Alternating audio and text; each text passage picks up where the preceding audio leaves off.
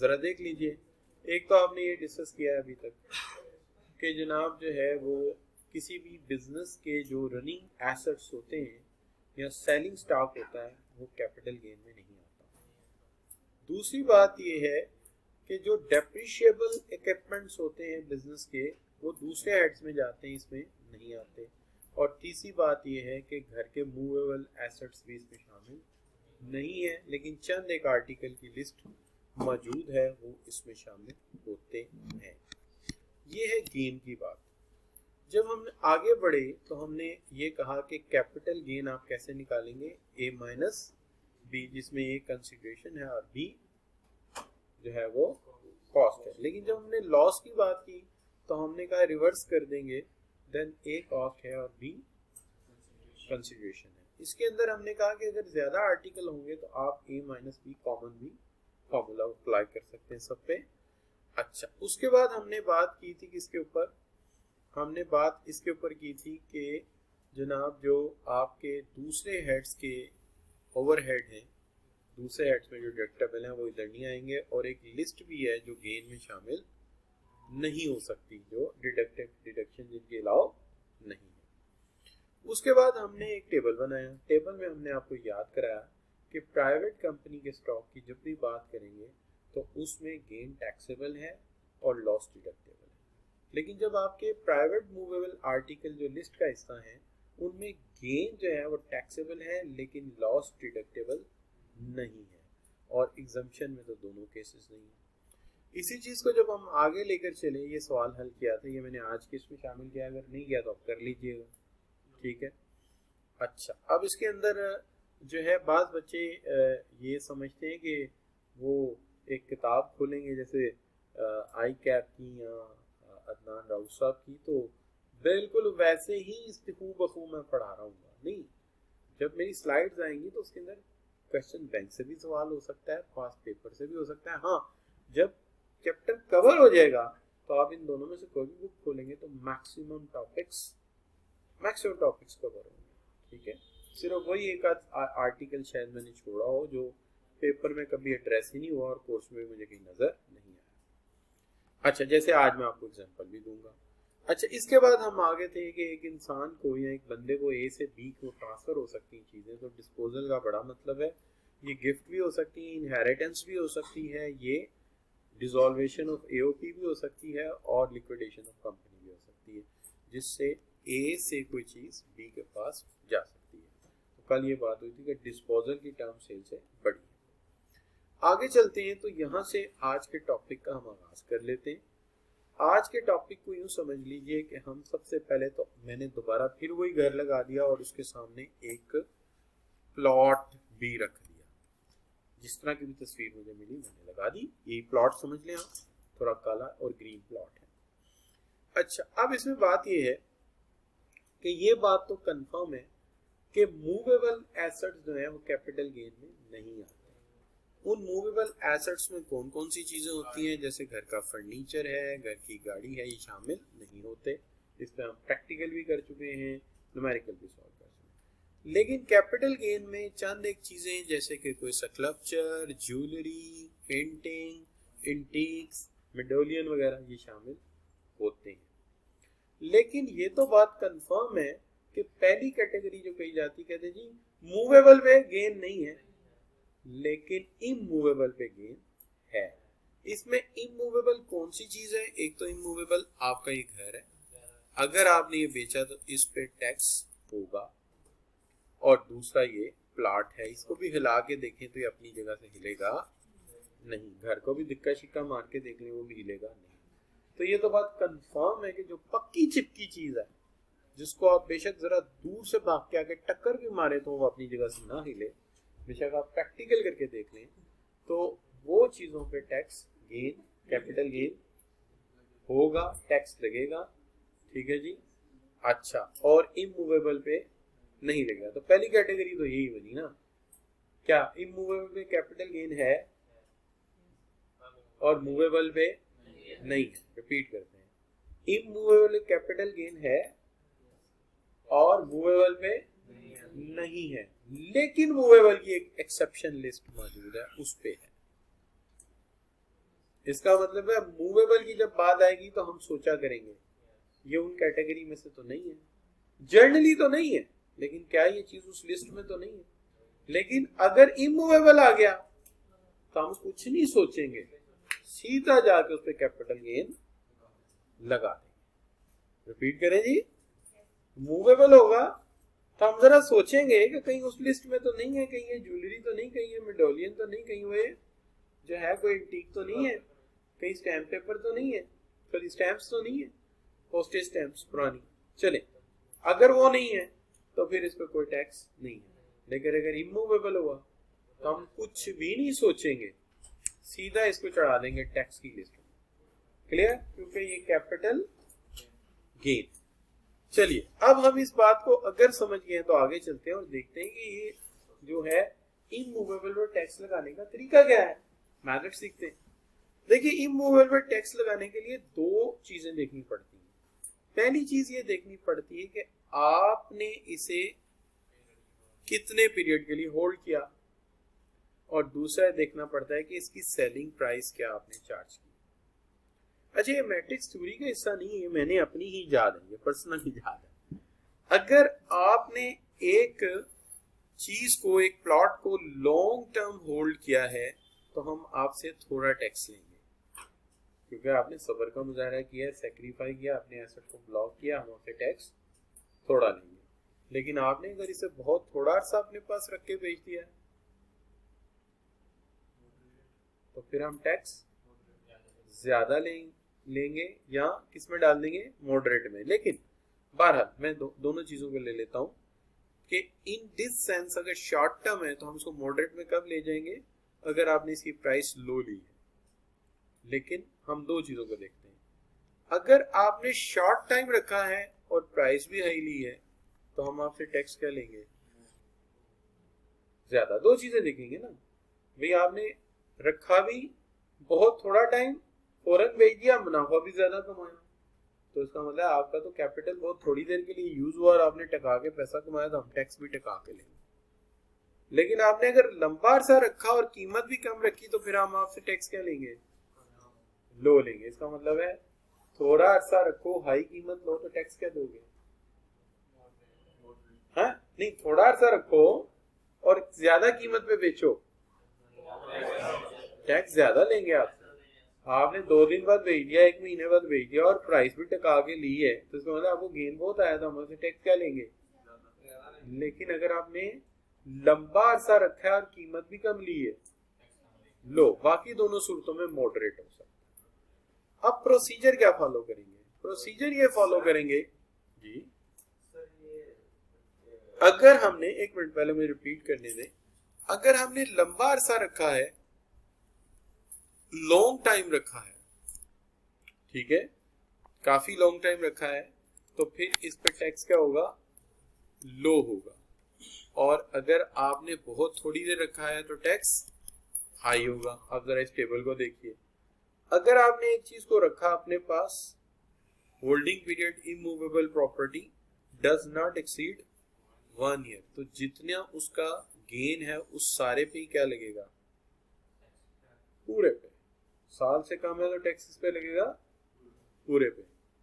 1 साल से ज्यादा मगर 2 साल से कम, 1 साल से ज्यादा और 2 साल से कम, यानी इनके इन बिटवीन, तो हम कितना लेंगे, कितने पे टैक्स लेंगे, उसकी कीमत के 3/4 पे लेंगे। अच्छा, और अगर 2 से 3 साल का आ गया तो आधा, और 3 से 4 आ गया तो कितना, 1/4, तो इसमें 1/4 लेंगे। और अगर 4 साल से ज्यादा अरसा गुजर गया तो 0 से मल्टीप्लाई कर दें, सब आपका, यानी टैक्स को 0 से मल्टीप्लाई कर दें, टैक्स लायबिलिटी के साथ सब आपका। तो 1 साल के लिए, 1 साल से पहले पूरे पे टैक्स दोगे, 1 साल से 2 की लिमिट में 75, और 2 से 3 में, और 3 से 4 में 25%, और 4 से ज्यादा हो गया तो 0। क्लियर जी? इससे मैंने कंक्लूड किया कि अगर तुम लॉन्ग टर्म रखोगे, 4 साल रख लिया, कोई टैक्स नहीं है। कम टाइम के लिए रखोगे, टैक्स ज्यादा दोगे। अब दूसरी बात, ये तो था इतने एसेट की कीमत पर टैक्स लगेगा। अब दूसरी चीज, टैक्स कितना लगेगा? अभी तो सिर्फ ये है ना वैल्यू, तो पहले प्रोसेस में क्या निकालेंगे, किस वैल्यू पे आप टैक्स लगाओगे। अभी पहले एक स्टेप हुआ है, कितनी कदर पे, कितनी वैल्यू पे, कितनी कीमत पे टैक्स लगेगा, कितनी अमाउंट पे टैक्स लगेगा। अब यह टैक्स कितना लगेगा? अब टैक्स जो लगेगा वो लगेगा उसकी कीमत के एतबार से। अगर वो 5 मिलियन से एक्सीड नहीं करती तो कितना देना पड़ेगा? 3.5%। अगर वो 5 मिलियन से 10 मिलियन की रेंज में आ जाती है, क्योंकि वो ज्यादा है ना, महंगी होगी चीज। अच्छा, और अगर 10 से 15 तो 10%, और अगर हो गया 15 मिलियन से एक्सीड कर गया तो 15%। ठीक हो गई बात। अब इससे मैंने क्या कंक्लूड किया कि अगर चीज महंगी बिकेगी, एक्सपेंसिव, तो टैक्स ज्यादा होगा, और अगर चीज सस्ती मिलेगी, चीप बेचोगे, तो टैक्स थोड़ा होगा। इसका मतलब है दो चीजें हैं, लंबा अरसा रखने पे अमाउंट कम हो जाएगी, कम अरसा रखने पे अमाउंट बढ़ जाएगी जिस पे टैक्स देना है, और ज्यादा कीमत लेने पे टैक्स रेट बढ़ जाएगा, और कर कम कीमत लेने पे टैक्स रेट कम हो जाएगा। तो रिपीट करते हैं हम एक दफा, ज्यादा अरसा रखने से क्या कम होगा? टैक्सेबल अमाउंट, ठीक है, और कम अरसा रखने से टैक्सेबल अमाउंट क्या होगी? बढ़ जाएगी। और अगर कीमत ज्यादा ली तो क्या बढ़ेगा? Tax rate. कीमत कम ली तो क्या कम होगा? इसका मतलब दो चीजें, एक टैक्स रेट है और एक टैक्सेबल अमाउंट है। अमाउंट का ताल्लुक टाइम के साथ है और रेट का ताल्लुक प्राइस के साथ है। रिपीट करते हैं, अमाउंट का ताल्लुक टाइम पीरियड के साथ है और रेट का ताल्लुक प्राइस के साथ। क्लियर जी? अब इसका मतलब ये प्रोसेस फॉलो करना होगा आपको। क्या? सबसे पहले आप कोई भी एसेट लोगे तो उसका होल्डिंग पीरियड देखोगे। होल्डिंग पीरियड को किस चीज में देखोगे? पहले टेबल में, जो उसका पीरियड का टेबल है। और दूसरे स्टेप में क्या करोगे? उसकी कीमत देखोगे, और उसकी कीमत को किस में देखोगे? अमाउंट ऑफ गेन में देखोगे। ठीक है, पहला स्टेप क्या करोगे? हमेशा होल्डिंग पीरियड देखोगे। होल्डिंग पीरियड देखने के बाद दूसरा स्टेप उसकी कीमत, और कीमत को देखेंगे किस में? Capital gain, amount of capital gain में देखेंगे। तरीकाकार क्या है? ए माइनस बी माइनस सी। बी क्या है? कंसीडरेशन। सी क्या है? और ए क्या है? शाबाश, अमाउंट ऑफ गेन। इसलिए आपने देखा होगा कि इस टेबल में हर जगह क्या लिखा हुआ है? ए। ये वो वाला ए है जो फॉर्मूले से है, अमाउंट ऑफ गेन। क्लियर जी? कोई प्रैक्टिकल करके देखा जाए, क्या ख्याल है जी? चलिए प्रैक्टिकल करके देखते हैं। ये सवाल है, mister Ubaid dispose of an open plot. Open plot का एक खास सेंस होती है, ये होती है एक इस तरह की रजिस्ट्री या डॉक्यूमेंट होता है जिसको आप कहते हैं ऑन द टेबल डेरिवेटिव्स। इनकी अंदर एक मसला होता है, ये जरा सिक्योर नहीं होते। मिसाल के तौर पे मैंने एक बहरिया ऑर्चर्ड का प्लॉट खरीदा, वो ओपन प्लॉट है, तो मुझे सोसाइटी में जाके ट्रांसफर नहीं करना। मैंने कागजी कार्रवाई करके इनको कागज दे दिया, कागज इनके पास है, अब ये जाके अपने नाम ट्रांसफर कराने। इसको कहते हैं ओपन प्लॉट। तो कहते हैं ओपन प्लॉट। हमारा इतना इससे ताल्लुक नहीं है, ये लॉ में आपको शायद पढ़ना है। अच्छा, तो ये ट्रांसफर आसान होता है इसका, वरना अदरवाइज लंबा चौड़ा तरीका है। आप भी, मैं बेचने वाला हूं, मैं भी जाऊं, आप खरीदार हैं, आप भी हैं, दोनों की मूवी बनेगी, दोनों को सामने बिठाया जाएगा ताकि कानूनी तकाजे पूरे हो जाए। ओपन का ये होता है कि कोई चक्कर नहीं, मैंने आपको भेज दिया, किसी को भेज दिया, तो आप जाके सोसाइटी ऑफिस खुद ही ट्रांसफर करा लें, क्योंकि ये क्या है? ओपन प्लॉट है। चलिए हमारा इससे ज्यादा ताल्लुक नहीं, हमारा ताल्लुक सबसे पहला किस चीज से बनता है, 2.5। दूसरा मसला कितने का खरीदा कितने का बेचा, 1 लाख का खरीदा बेचा। इसका मतलब है बी इसकी क्या है, कंसीडरेशन है, और कंसीडरेशन इसकी बनती है 1.5 लाख, और ए इसका जो है वो क्या है, कॉस्ट है, और कॉस्ट कितनी आई, नहीं ए नहीं सॉरी सी इसकी कॉस्ट है, और वो कितनी आई 1 लाख। ठीक है जी, और ए वो अमाउंट है, तो अब बच्चों B minus C that is 150 minus 100 equal 50,000, ये आ गया। ठीक है जी, ये आ गया आपके पास अमाउंट 50,000। अब सवाल ये है कि इसको 2 क्राइटेरिया पे देखा जाए, 2.5 साल के लिए कितने से मल्टीप्लाई होगा, अमाउंट कितने में रिड्यूस होगी, बताइए।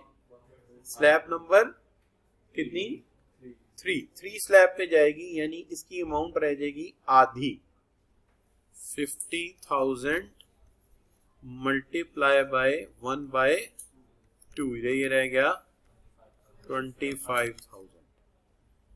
अमाउंट इतनी रिड्यूस हो जाएगी, यानी a मल्टीप्लाई बाय 1/2, ये स्टेप 1 हो गया। स्टेप 2 में क्या होगा, अब इसके ऊपर क्या लगेगा, रेट लगेगा, टैक्स रेट, उससे टैक्स निकल आएगा।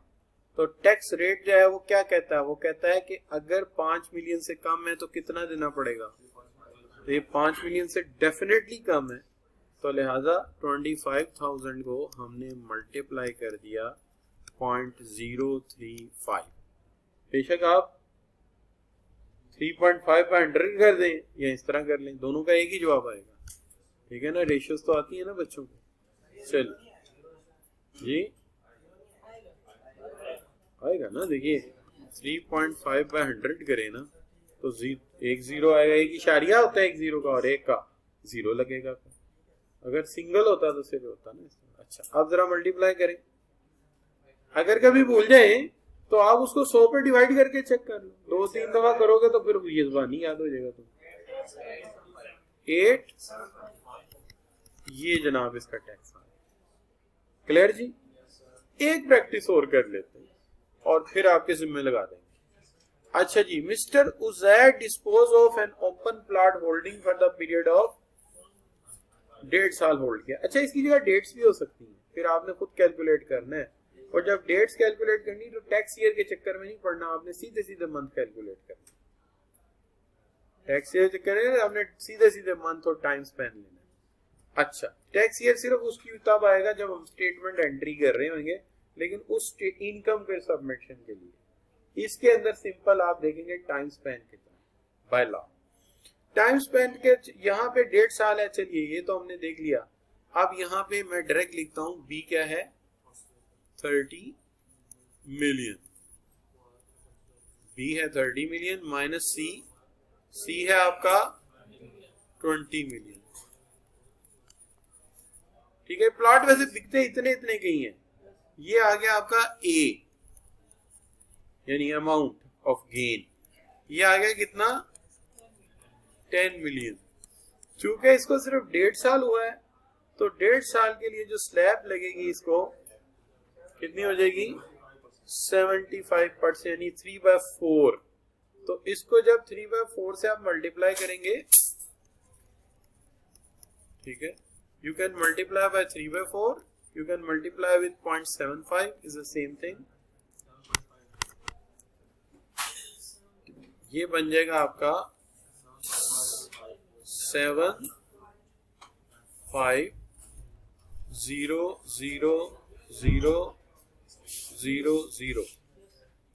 ठीक आ गया जी, एग्जैक्टली मल्टीप्लाई करके देख लीजिए, जीरो कम ज्यादा तो नहीं है। ठीक है जी, चलिए अब एक काम तो हो गया, a is multiply by 3/4 is a step 1। Step 2 में क्या करेंगे, रेट लगाएंगे इसको, चलिए रेट लगाते हैं।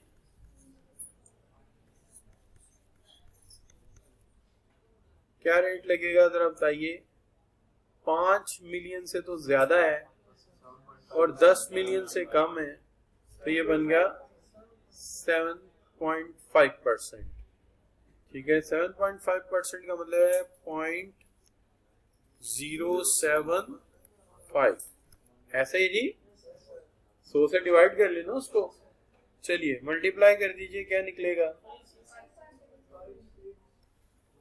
562500, ये आ गया बच्चों इसका टैक्स। ये अमाउंट थी, ये टैक्स है, सीधा सीधा। क्लियर। ये जब भी मैं लिखता हूँ ये लाइन एक ऊपर को चली जाती है, ये असल में मैंने जब से वैक्सीनेशन कराई है तब से। अच्छा बच्चों, इलेक्ट्रॉनिक चेंज है। यहाँ तक बच्चों कोई चीज मुश्किल तो नहीं है। अब ये बच्चों हो गया आपका एक मसला। जल्दी से चलते हैं, एक आध सवाल देखते हैं, आपके सामने रखते हैं, ये आप हल कर लेंगे। ये स्लाइड आपको सेंड हो चुकी है, आप पास पहुंच चुकी हैं। ये सवाल है, ये सवाल है आपका स्प्रिंग 2012 का। देखिए मेरे लिए बड़ा आसान है, चीजों को बताते जाओ, आगे चलते जाओ, बट थोड़ा सा पास पेपर को टच कर लेंगे हम तो अच्छा है। जहाँ जरूरत पड़ेगी वहां मैं आपके जिम्मे लगा के स्पीड अप कर लूंगा, लेकिन फिलहाल जरा ईज करते हैं इसको। अच्छा बच्चों, मैं यहाँ पे ये करता हूँ कि यहाँ पे एक स्लाइड जो है वो टेकअप कर लेता हूँ। तो स्लाइड टेकअप कहाँ करनी है मैंने, यहाँ पे, ठीक है ना। तो यहाँ पे मैं बल्कि 2 स्लाइड रख लेता हूँ एहतियातन। तो अब मैं स्लाइड शो में जाता हूँ, ये। अच्छा बच्चों, अगेन पेन कौन सा लेना है हमने, ये वाला। चलिए जी, सबसे पहली बात है टैक्स ईयर कौन सा लेना है मैंने, 2012। मैडम हमीदा की बात हो रही है, उन्होंने डीएचए में एक प्लाट बेचा है, पेंटिंग बेची है, ज्वेलरी बेची है, ठीक है जी। अच्छा, लेकिन हर चीज की तफसील बाद में नीचे भी दी हुई है, ये भी ध्यान में रखना है। 2 चीजें करनी है, एक तो टैक्सेबल क्या बतानी है उनकी, गेन और लॉस, ठीक है जी, यानी टैक्सेबल इनकम कितनी है गेन और लॉस की सेंस में, और दूसरा उनकी टैक्स लाइबिलिटी भी लेनी है। तो 6+4 मार्क्स आपको मिलेंगे इसके। चलिए चलते हैं, सबसे पहले तो लिखते हैं कि इनका टैक्स ईयर कौन सा है, 2012। ठीक है, देखते हैं क्या क्या किया जी इन्होंने। सबसे पहले तो आप जानते हैं हम लिखेंगे इनकम फ्रॉम सैलरी, गिवन है, नहीं given. Income from business given है जी, नहीं given. Income from capital gain given है जी, यस इट इज गिवन, ये गिवन है। इन दोनों के लिए 0 लगा दिया। इसके लिए करना पड़ेगा काम।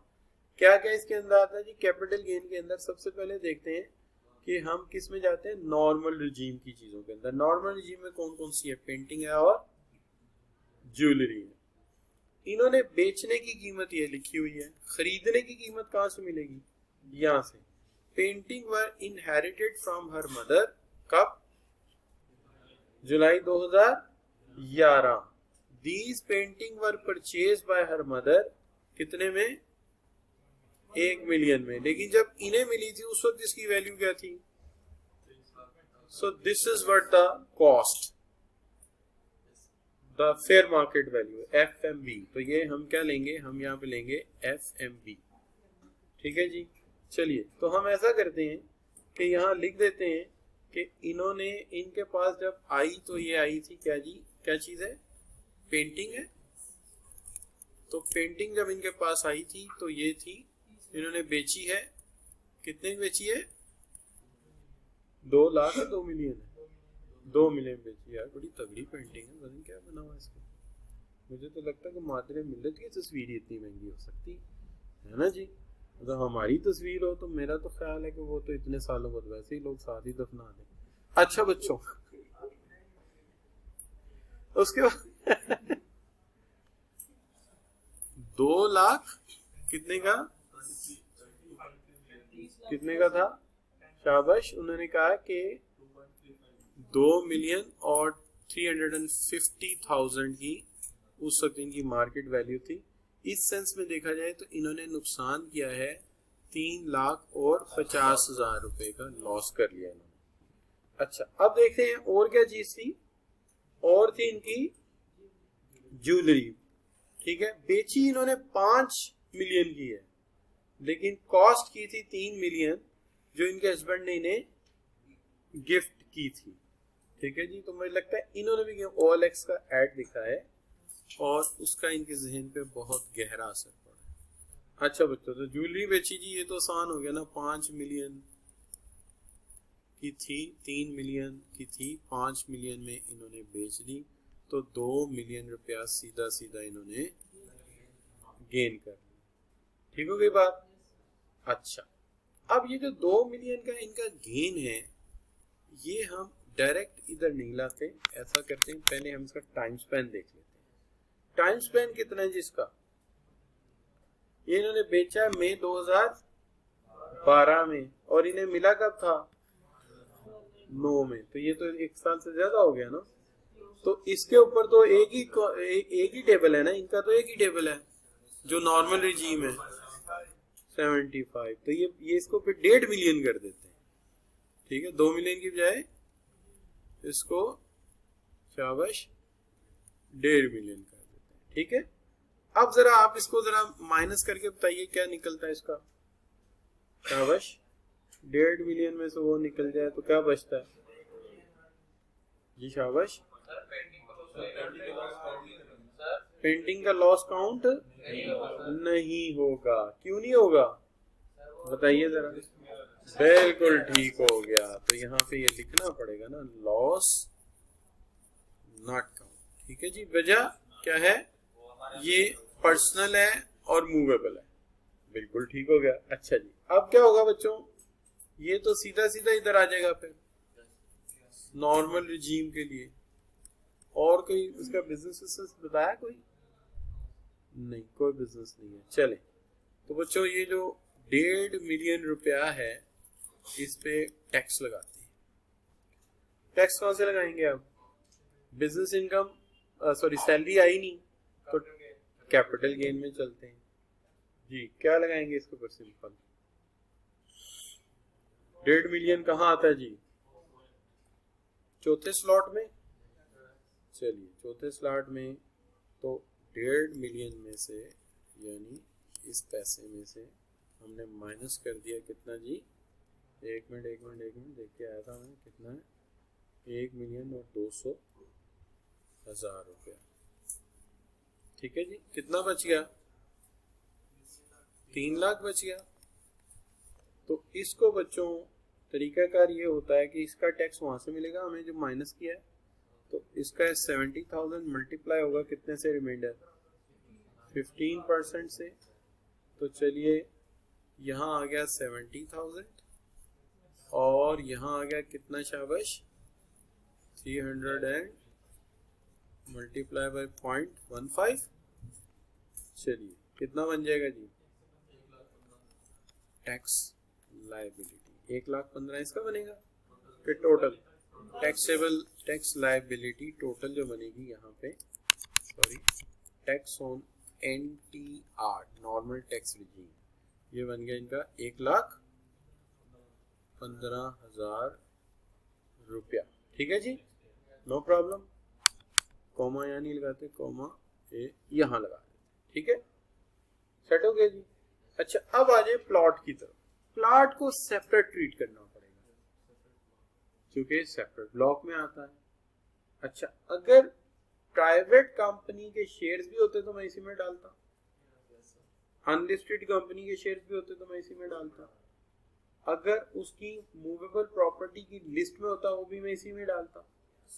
ठीक है, लेकिन प्लॉट इसमें मैं नहीं डाल सकता, उसका अभी मैं रूल सीख के आया। तो प्लॉट क्या है जी, यहां से शुरू हो गया इनका, यहां शुरू हो गया इनका सेपरेट ब्लॉक ऑफ इनकम।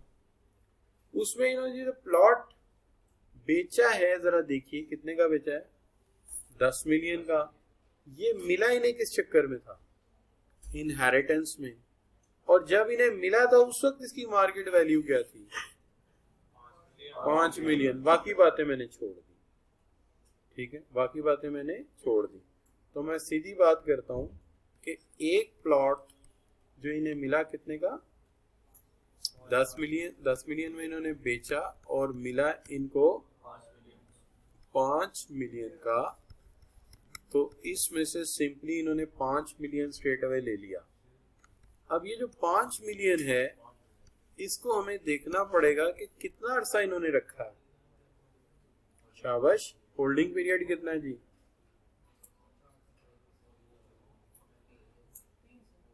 3 साल है। तो जाके जरा देखिए 3 साल पे कितने इसको करना पड़ेगा। 3 से 4 कितना? शाबाश, ये आ गया ना 25%। चले, तो इसका कर लिया मैंने 0.25, तो ये आ गया बच्चों आपका कितना बन जाएगा?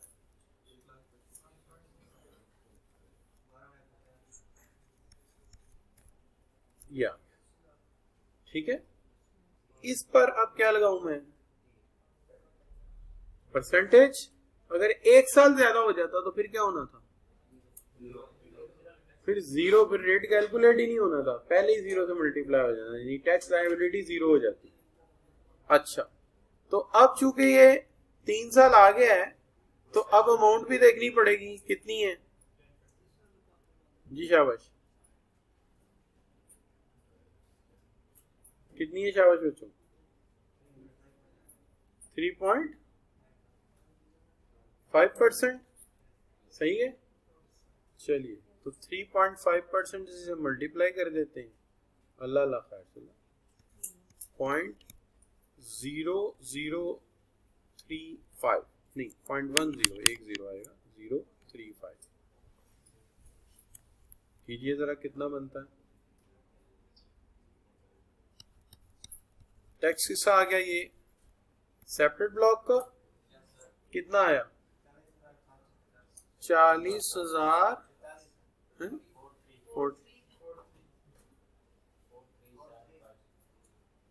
अच्छा, एक मिनट, 43750।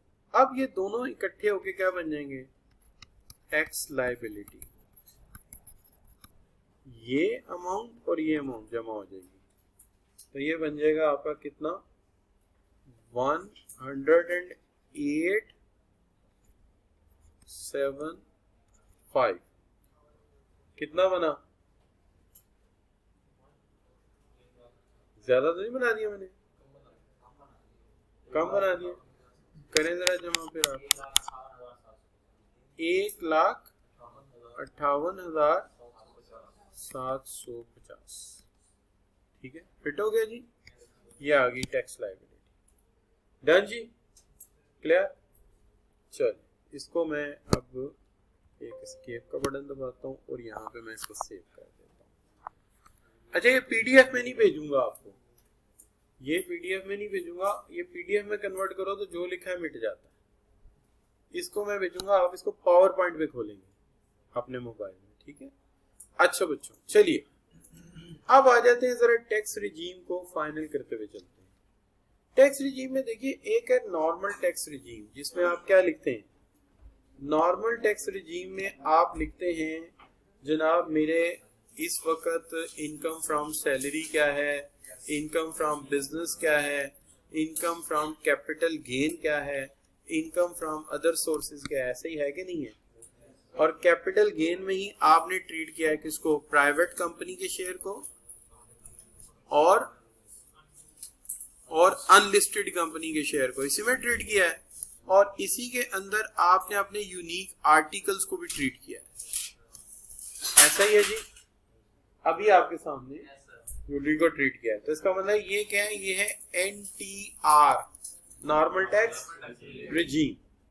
लेकिन अभी आपके सामने आपने देखा होगा कि जब मैंने प्लॉट की बात की है, इमूवेबल प्रॉपर्टी की, तो मैं उसे कहां ले गया हूं? इमूवेबल प्रॉपर्टी को मैं ले गया कहां पे? सेपरेट ब्लॉक में। सेपरेट ब्लॉक में क्यों ले गया मैं? चूंकि उसका ट्रीटमेंट अलग है, तो उसमें इमूवेबल प्रॉपर्टी भी आएगी और नई खबर ये है कि सिक्योरिटीज भी इसके अंदर आएंगी। ये सिक्योरिटीज किस कंपनी की होंगी? जो पब्लिक कंपनी। अब प्राइवेट की इधर ट्रीट हुई है, पब्लिक की इधर ट्रीट होंगी। फाइनल टैक्स रिजीम में मैंने सिर्फ आपको दो चीजें कराई हैं, एक डिविडेंड कराया, ठीक है, और एक मैंने कराया है कि कोई टेक्निकल एक्सपर्ट आता है, technical services of a foreigner, services of a foreigner, ये मैंने सिर्फ आपको ये कराया, याद रहेगा। प्राइवेट कंपनी किधर ट्रीट की मैंने, नॉर्मल टैक्स रिजीम में। आपके एक्सपेंसिव आर्टिकल किधर ट्रीट किए, एनटीआर में। और आपकी प्रॉपर्टी को किधर ट्रीट किया, सेपरेट ब्लॉक में। और अब मैं पब्लिक कंपनी के शेयर्स को भी कहाँ ट्रीट करने जा रहा हूँ, सेपरेट ब्लॉक। ज़हन में रहेगा जी, डन हो गया। चलिए, अगर ये आपके ज़हन में है तो बस एक प्रैक्टिस करते हैं और इसके लेक्चर को खत्म कर देते हैं। अब प्रैक्टिस क्या करने जा रहे हैं, अब फिर आपके ज़हन में, अच्छा हाँ एक चीज, यहाँ पे कुछ लिस्ट है चीजों की, इसमें याद रखना है कि मैं पब्लिक कंपनीज की सिक्योरिटीज की बात कर रहा हूँ। ये सिक्योरिटीज क्या है, क्या लिखा हुआ जी, the capital gain disposal of securities shall be chargeable at prescribe rate. यानी जो भी पब्लिक कंपनी की सिक्योरिटीज हैं उसको मैं किससे ट्रीट करूंगा, प्रिस्क्राइब्ड रेट पे। अच्छा, ये जो है ये इसमें शामिल नहीं है। कौन कौन सी चीजें, म्यूचुअल फंड, बैंकिंग कंपनी के certificate, non banking financial company के, इंश्योरेंस कंपनी के, मुदारबा के, ये इसके अंदर शामिल नहीं है। ट्रीटमेंट क्या है, ए माइनस बी। ज़हन में एक बात रखनी है, कुछ ज्यादा सोच में जाने की जरूरत नहीं है। जो चीजें मैं याद करने को कह रहा हूं वही याद करें, दूसरी के ऊपर जोर लगाने की जरूरत नहीं है। इनको सिर्फ एक दफा क्या करेंगे, रीड कर लेंगे। पेपर में क्या आएगा, पेपर में क्या आएगा, जो पास पेपर आपके पास है या जो क्वेश्चन बैंक में आप पास है, पब्लिक कंपनी की सिक्योरिटीज आएंगी, दूसरी नहीं आएंगी। यानी इनका जिक्र ही नहीं आएगा। कि हो सकता था कि आप कहेंगे नहीं यार कहीं ऐसा ना हो ये देखे एग्जामिनर जज कर ले, लेकिन इस पे अभी तक कोई ऐसा काम नहीं हुआ, लिहाजा जो नहीं हुआ उसको छोड़ देते हैं या उसको एक बार रीड कर लेते हैं। मैंने रीड करा दिया कि ये पे नहीं होता। और इसके बाद क्या है जी, जब आप इन्हें ट्रीट करेंगे तो holding period of security matter करेगा, जैसे प्लॉट मैटर किया था, इसका भी होल्डिंग पीरियड मैटर करेगा। और इसी तरह देखना पड़ेगा कि ये पब्लिक कंपनी के शेयर्स होने चाहिए। किसके शेयर्स होने चाहिए, वॉचर ऑफ पाकिस्तान टेलीकम्युनिकेशन, तो इसमें कोई ज्यादा फर्क नहीं पड़ेगा। पब्लिक कंपनी के शेयर की जगह अगर ये लिखा हो इलाज हो, ये अगर वहां पे मुदारबा सर्टिफिकेट लिखा हो, इलाज यही है। अगर इंस्ट्रूमेंट ऑफ रिडीमेबल कैपिटल, तो इलाज यही है। लेकिन चांस यही है कि जब वो पब्लिक कंपनी के शेयर दे रहा है तो उसी को पूछेगा। ठीक है, ये बात पहले हो चुकी है कि जो हमारी बाकी चीजें हैं उनको हम दूसरे वे में ट्रीट करते हैं। ये आपकी आईकैप की बुक में गिवन है, ठीक है, और दूसरी बुक में भी गिवन है। जहां मैं ये साइन लगाता हूँ, इसका मतलब होता है कि जब कभी वक्त मिले तो ये ऐनक लगा के इसे एक दफा पढ़ लेना, वरना कोई ऐसा मसला नहीं। जहां भी ये साइन मिले इसका मतलब है कि दिल चाहे तो ऐनक लगाओ और पढ़ लो, नहीं तो छोड़ दो, क्योंकि कम से कम 1 घंटे का काम है और इसका कोई पेपर यूज नहीं है। ठीक है जी, आगे चलते हैं। यानी एतमाद है मुझे, जो जहां नहीं होता वहां आपको पता है मैं नहीं छोड़ता, बंदा मर गया वो भी ले आते हैं, जो भी होता है, लेकिन इसमें एतमाद है, इसका नहीं कोई इतना रोल है पेपर। अच्छा बच्चों, और कोर्स में लिखा भी नहीं हुआ भाई दी, कोर्स में बिल्कुल ये लिखा नहीं हुआ। अच्छा, अब बात आ गई क्या जी कि शेयर्स को ट्रीट कैसे करेंगे आप। शेयर्स को ट्रीट करने के लिए आप ये रूल अप्लाई कर लीजिए। अच्छा, याद रहे छोटा सा फर्क है, लास्ट टाइम जो टेबल देखा था उसमें यहाँ पे मैक्सिमम रेट डिफरेंट था 15, अब उन्होंने क्या कर दिया 2022 में 12.5। बस ये ध्यान में रहना चाहिए। ट्रीट करने का तरीका मैं बताता हूँ। अगर दो चीजों को तो आपने सीधा सीधा ट्रीट करना है। क्या, अगर 2013 से पहले के शेयर हैं, कब के, जुलाई 2013 से 0%, सिंपल इलाज। क्या, जुलाई 2013 के पे हैं 0% साइड पे, जुलाई 2016 के बाद के हैं 12.5%, टेबल सिर्फ इसके लिए देखेंगे जो इनके दरमियान में आता है 2013 जुलाई और 2016 जुलाई से पहले, इससे बिफोर और इससे आफ्टर, इसके दरमियान वालों के लिए टेबल है। और वो टेबल कौन सा है? ये रहा जी। अगर 1 साल से कम है तो, अगर 1 से 2 है तो 12, अगर 2 है तो ठीक है, और अगर उससे भी क्या है, शाबाश, ज्यादा है 2 साल या उससे मोर है तो फिर आखिरी रेट यही। 13 के लिए अलहदा से लिखा हुआ, तो वो मैंने स्केल सिंपल कर दिया। क्या जुलाई 2013 से कितना टैक्स लगाऊं? जुलाई 2013 से कितना टैक्स लगाएं? 0। जुलाई 2016 के बाद क्या है, कितना लगाएं? 12.5। रिपीट करें, 2 जुलाई 2013 से पहले और जुलाई 2016 के बाद 12%, इन दोनों के दरमियान में टेबल पे जाए। ठीक है जी बेटे, आप पूछिए। फर्स्ट एंड सेकंड पॉइंट में क्या फर्क है? Holding period of security less than, नहीं, कंपोजिंग एरर, यही पॉइंट बनता है, यही। ठीक है, it's a composing error. Let me check, इसको चेक कर लेंगे। है बुक किसी के पास? Nobody bring the book.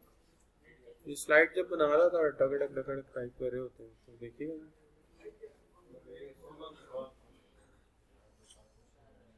जी दिखाइए, ये करंट बुक के नोट्स हैं।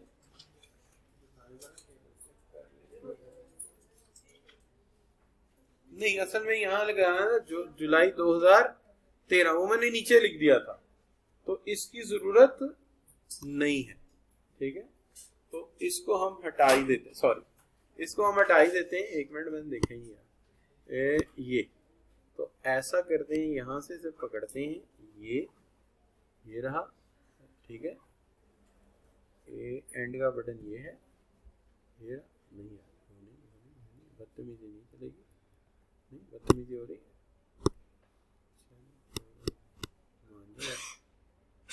चल, ये इसको यहां से गायब कर देते हैं। ठीक हो गया।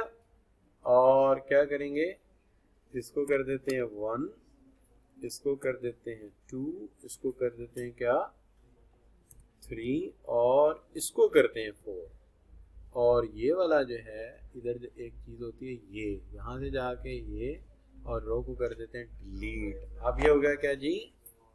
देखिए, ठीक हो गया ना। अब देखो बच्चों, है कि नहीं? आपको तारीफ करनी पड़ेगी मेरी कंपोजिंग की, ऐसे ठीक किया मैंने। अच्छा बच्चों, फिट हो गया कि नहीं? अच्छा, चलिए अब चलते हैं हम इस सवाल की तरफ। एक सवाल मैंने लिया है सिर्फ, और ये सवाल भी जो है ये पास पेपर से ही लिया था।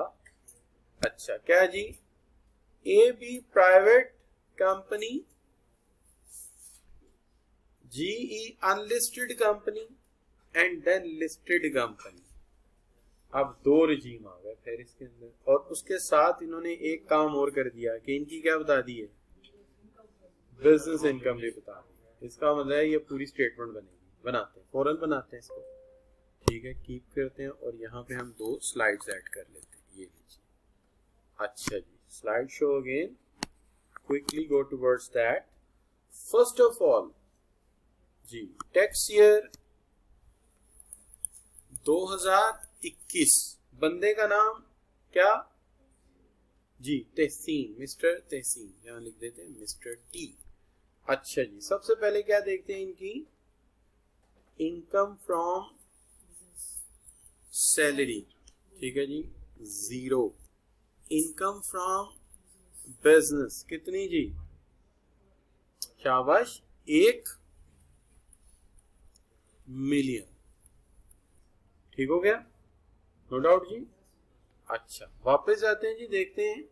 शाबाश, उसके बाद इन्होंने लिए क्या जी? Income from capital gain. ठीक है जी, कैपिटल गेन में सबसे पहले कौन सी कंपनीज लेते हैं हम? शाबाश, अनलिस्टेड कंपनी, प्राइवेट कंपनी, तो ए बी प्राइवेट कंपनी, भाईजान ने खरीदे शेयर, कितने के खरीदे? 3 लाख के, बेचे 9 लाख के, तो 9 लाख में बेचे और 3 लाख में खरीदे थे। बहुत कमाई की इन्होंने, 6 लाख रुपए सीधा सीधा कमाया। टाइम ड्यूरेशन चेक कीजिए, क्या हाल है? बहुत ज्यादा नहीं है? तो साल से ज्यादा हो गया तो फिर क्या करेंगे? इसका कर देते हैं, इसका एक ही टेबल है तो 75% क्या बनेगा? ये बनेगा 6 लाख का बन जाएगा 4 लाख और यहाँ इधर लिखते हैं 4 लाख और 50,000। दिल से लिखेंगे, ऐसे नहीं। अच्छा चल, ठीक होगी बात। अच्छा जी, दूसरा मामला भाईजान ने क्या किया है कि शेयर्स बेचे हैं 10,000 के, खरीदे हैं 30,000 के। नुकसान कर लिया, कोई बात नहीं, रोना नहीं है बिल्कुल। कितने खरीदे थे? शाबाश। नहीं देखिए, एक मिनट मुझे चेक करने दें। 10,000 के क्या किए थे? 30,000 के खरीदे। नुकसान कितना किया आपने? डायरेक्ट लिख देते हैं, कितना नुकसान किया भाईजान ने? 20,000। ठीक होगी बात। टोटल कर लेते हैं यहाँ पे, और तो कोई चीज है नहीं यहाँ पे। क्या ख्याल है? क्यों जी, कर दें टोटल? टोटल करें जरा, कितना आता है? टोटल आ गया बच्चों 143000। ठीक है। अच्छा जी, ये जो इनकी यहाँ तक का टोटल है, इसको हम जमा कर रहे हैं, यानी कि नहीं, गलत किया टोटल। वो कैसे? पहले एक टोटल इसका यहाँ लाना चाहिए, इन दोनों का, यानी 4,30,000 लिख के वो लिखना चाहिए, वरना स्टेटमेंट गलत हो जाएगी ना। अब लिखते हैं 143000। अब इसको क्या करेंगे?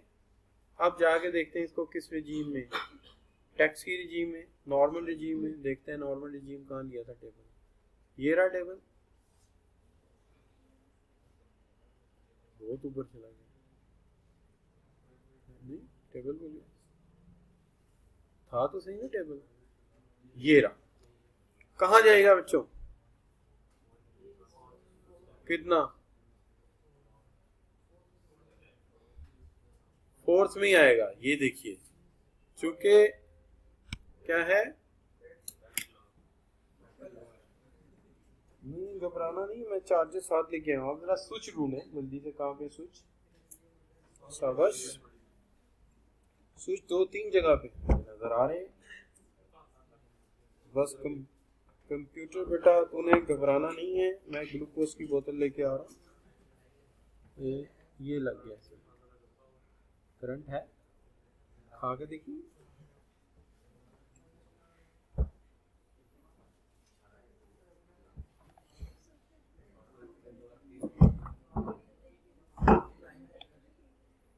अच्छा बच्चों, बस 1 मिनट जी जरा। ये कहाँ पे लगता है? ये लगा, आया कुछ करंट?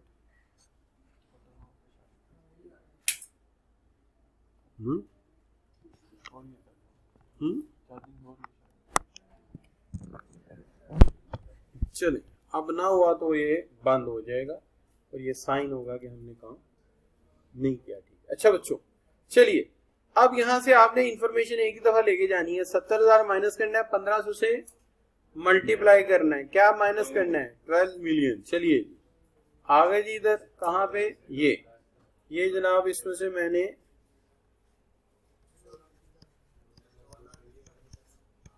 इसमें से मैंने 12 माइनस कर दिया। कितना बचा? 2,30,000। तो 70,000 plus 2,30,000 multiply by 0.15। Is it okay जी? Tax according to NTR, normal tax regime, क्या आया जी? जल्दी से निकालें। That is tax. अगर तो अमाउंट यहाँ पे ये वाला सवाल है तो फिर जी 1,00,000 1,04,500 ये आ गई जी एक टैक्स लायबिलिटी की। दूसरा बच्चों क्या है, दो इन्होंने लिए जी कौन से शेयर्स, एक आर लिस्टेड का शेयर, ठीक है, इसमें इनकी जरा परफॉर्मेंस बताइए मुझे क्या है। 75,000 का जनाब ने खरीदा बेचा है, और कितने का खरीदा था, 60,000। बचा क्या इनको जी, 15,000। दूसरा देखिए, और इसका टेन्योर देखिए, टेन्योर दोनों का एक ही आता है, दोनों 1 जुलाई 16 के बाद गए हैं, दोनों 1 जुलाई लिहाजा दोनों को जमा किया जा सकता है, दोनों सेम पूल में आ रहे हैं। अगर दोनों सेम पूल में आ रहे हो तो जमा हो सकते हैं उनकी इनकम। दूसरे वाला कितने का लिया, कितने का बेचा, 25 का बेचा, 35 का लिया। कंपनी का नाम पी लिस्ट, ठीक है जी। कितना आ गया जी, 10,000। क्या आ गया, लॉस। So 10,000 is loss. क्या आ गया जी आपके पास, 5,000 का गेन आ गया। अच्छा जी, टेबल पे चलते हैं। तो टेबल क्या बताता है, टेबल बताता है कि हर वो शेयर जो जुलाई 2016 के बाद लिया है उसके ऊपर क्या मल्टीप्लाई करेंगे, और ये डायरेक्ट क्या आ जाएगा, डायरेक्ट क्या आ जाएगा, डायरेक्ट टैक्स आ जाएगा। क्या आ जाएगा, डायरेक्ट ही टैक्स आ जाएगा। कैसे, शाबाश, कि ये जो 5,000 है इसको मैंने मल्टीप्लाई कर दिया कितने के साथ, 12.5 के साथ। कितना टैक्स आ गया जी, शाबाश, 625 रुपए। ये है tax in a separate block. अब ये दोनों जमा कर दिए जाएं, 1,04,000 और वो वाला 625, तो कितना बन जाएगा, 1,05,125। ये बन गई टोटल टैक्स लायबिलिटी। क्लियर जी, नो प्रॉब्लम, समझ आई बात की। आज दो चीजें ट्रीट हुई हैं, एक सेपरेट ब्लॉक में प्रॉपर्टी, इमूवेबल प्रॉपर्टी, और दूसरा क्या ट्रीट हुआ है, सिक्योरिटीज यानी shares of the public limited company. अब इसमें से इन दो चीजों को आपने रीडिंग देनी है, किस किस को, this one you may go through the reading, this one, just one, बाकी किसी की जरूरत आपको नहीं पड़ेगी। और यहाँ पे आके आपका ये वाला लेक्चर डन हो गया, ठीक है जी, नो प्रॉब्लम। सेव कर ले इसको, ये हमने इसको सेव कर लिया।